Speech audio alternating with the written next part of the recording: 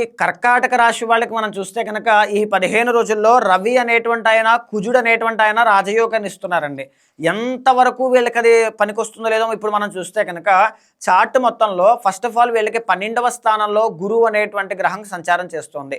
12థ్లో గురుడు ఉన్నారంటే గురు బలము అనేటువంటిది తగ్గింది, లక్ ఫ్యాక్టర్ తగ్గింది, కెరీర్లో బాగా ఫోకస్ చేయాలి అంటే టు బీ ఫ్రాంక్ చెప్పాలి అంటే 2025లో వీళ్ళకి సరిగ్గా గురుబలం అనేటువంటిది లేదు. ఈ మాసంలో పెద్దగా చేంజెస్ కూడా అంతే ఏమీ లేవు పెద్దగా.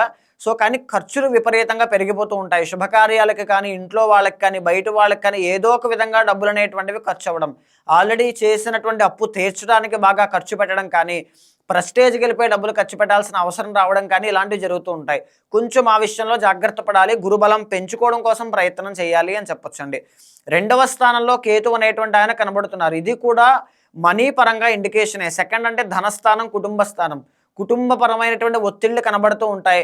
ఎడ్యుకేషన్ ఎవరైనా చదువుకునేటువంటి విద్యార్థులు ఉంటే వాళ్ళకి కొంచెం బ్లాకేజెస్ అనేటువంటివి వస్తాయి, అంటే ఆటంకాలు వస్తూ ఉంటాయి, కాన్సన్ట్రేట్ చేయలేకపోతారు.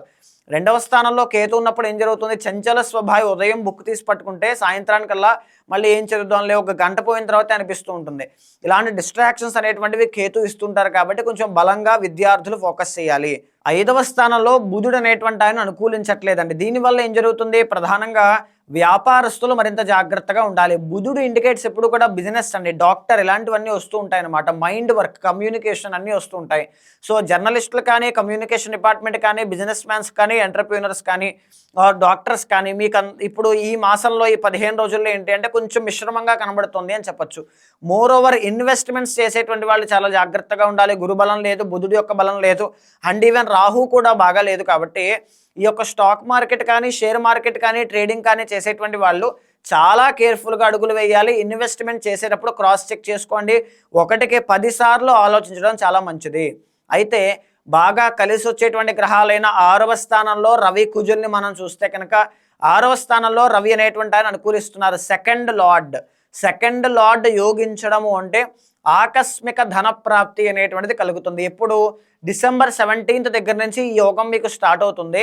ఖచ్చితంగా జీతం పెరగడం కానీ, ఉద్యోగంలో ప్రమోషన్లు రావడం కానీ, మీరు చేసిన పనికి మీకు మంచి సన్మానాలు జరగడం కానీ, పొగడ్తలు రావడం కానీ ఇలాంటివి జరుగుతూ ఉంటాయి.